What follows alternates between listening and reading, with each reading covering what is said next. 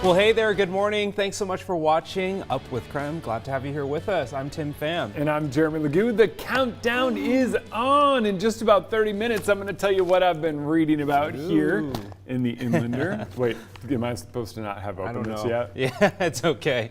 Yeah, it's restaurant week, of course, and you'll only see this here first on Up with Krem. We'll reveal it and the list right here in at 6:30. So that's coming up here very soon. Just a half an hour. I can finally tell people what we've been reading. Yeah. No secrets yet, okay? No Keep it to yourself. No secrets yet, but yeah, this page really good. Page 24 is the one you want. Ooh, so okay. knows. I'm marking all the deals I want to go check out. Okay, and not a secret though, Jeremy's been talking about the hot weather, so give us the lowdown. All right, lowdown is this morning kind of kicks off that change in the weather pattern. Yesterday morning we had a little bit of cloud cover, some mild temperatures this morning. We're mild once again, temps in the mid-60s here in Spokane.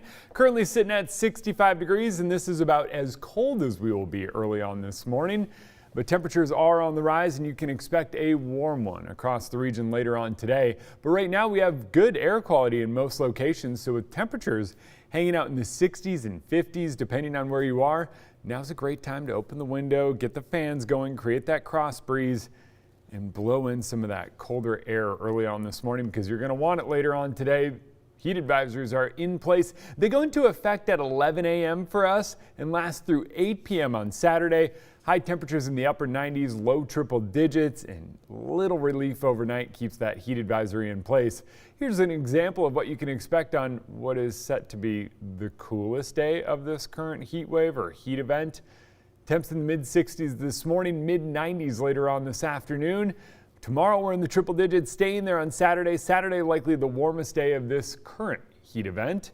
And then it all breaks Sunday with the chance of showers. I put showers, it's really sprinkles, but hey, there's an optimist that lives somewhere inside of me, and every once in a while, gotta let him out. Well, happening now, Governor Jay Inslee announcing new mask guidelines in response to recent changes to the CDC's mask guidance. The state now wants everyone, even those vaccinated, to wear masks indoors. Now, this isn't a mask mandate or state law, but a recommendation. The governor says he's aware that requiring everyone to wear masks again might put off those who still haven't received a COVID vaccine. We're mindful of that some people got vaccinated because they didn't want to wear a mask. We want to, in some, to the extent we can, honor that benefit of becoming vaccinated. The governor added more requirements or vaccine incentives could be coming, including requiring vaccinations for state employees. Well, the governor's announcement comes as the Delta variant of the coronavirus continues to raise concerns across the globe. Some retailers are taking action. Apple reportedly plans to restore their mask mandate in half of their stores in the U.S. beginning today. In a memo given to Bloomberg News, the company made this announcement to staff on Wednesday. They are the first major retailer to change its mask policy since the CDC updated their recommendation. Meanwhile, a major Idaho concert venue will recommend masks but won't require them. The Ford Idaho Center typically brings in anywhere from 350 to 400,000 people a year. The general manager says there has not been any cases linked directly to their arena, even without a mask mandate. They say the decision to mask is best made by each individual. Right now, families are reacting after Governor Inslee's announcement about mask requirements in schools. Nicole Hernandez is live from Ferris High School this morning, where masks will be required this fall. Good morning, Nicole. Tell us, what is Spokane Public Schools saying about this requirement? Yeah, Tim, so lots of mixed reactions from parents and students at Spokane Public School District here after this announcement. Of course, after all of the online classes and hybrid schedules that we were dealing with last year, parents were really excited and students were really excited to get back into that in-person learning. But unfortunately, masks will be a part of that this upcoming fall. Now, the reason for that is the highly contagious and more spreading Delta variant that is causing us to fall back into some of these mask recommendations in indoor spaces. So this fall, masks will be required in schools across Washington State, including here at Spokane Public Schools. I would be in person. I'm feeling happy about doing fourth grade. I don't like wearing them because they're hot and sweaty. Now, parents were more split than the kids in their responses. Some say that the kids are missing out on their psychosocial element of interacting with their friends and teachers, but others say that it's a small price to pay for their safety. Anything we can do, anything our children can do so we can keep going about daily lives, if all we got to do is just wear a mask to help the spread, I'm totally for it. It makes me feel safe. It helps other people so it doesn't go into your body. Now, other Department of Health guidelines include schools should maintain at least 3 feet of physical distance between students. They must have good ventilation, disinfecting and hygiene procedures, and anyone with symptoms of COVID-19 should, of course, stay home and seek medical attention. And we'll, of course, be following this story as potentially more places start requiring masks with Jay Inslee's announcement here. So we'll make sure to follow that and bring you information as soon as we have it. Live in Spokane, I'm Nicole Hernandez. Breaking news, the FBI is now joining the search for an armed and dangerous suspect in a domestic violence shooting. On your screen now is 38-year-old Zion J. Carter. He's 6'7" and 250 pounds. He is suspected of shooting his wife and stepdaughter in their home in Airway Heights. Both victims are expected to recover from their injuries. Police believe he's driving a silver 2018 Nissan Rogue.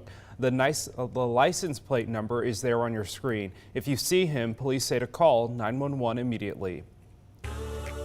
Time for your morning rush now. More news in less time. Another resident at the Spokane Veterans Home tested positive for the coronavirus. It was discovered during a weekly test of residents and staff and is in addition to 2 staff members who tested positive last week. The resident who tested positive was transferred to the VA Medical Center. The Veterans Home will continue to test every resident every week until 14 days have passed without a single positive result. We are less than a week away from Spokane's primary election, and there are a handful of races up for a vote, including 2 city council positions, 2 SPS board positions, and Spokane Valley City Council positions. Ballots should have been mailed to you last week, and if you didn't get one, you need to request a registration form.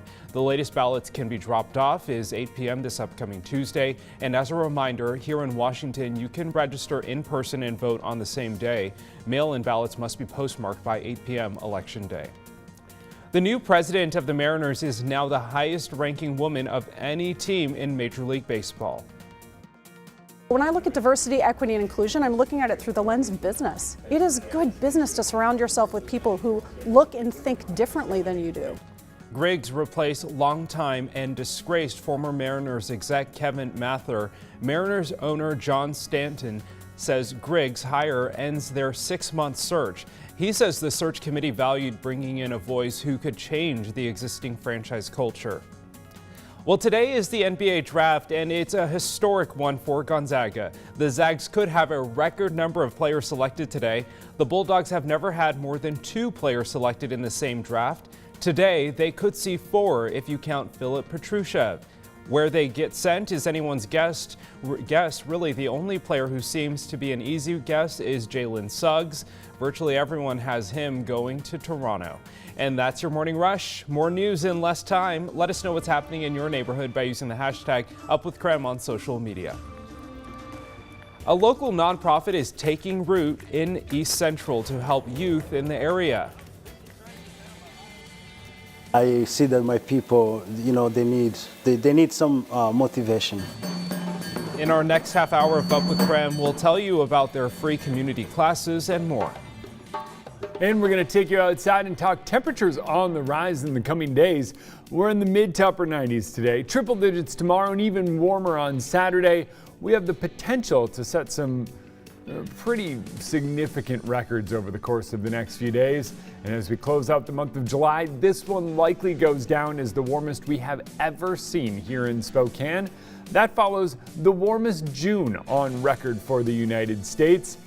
Temperatures are on the rise. I've got all the details coming up and what you need to know as a heat advisory goes into effect at 11 a.m. today.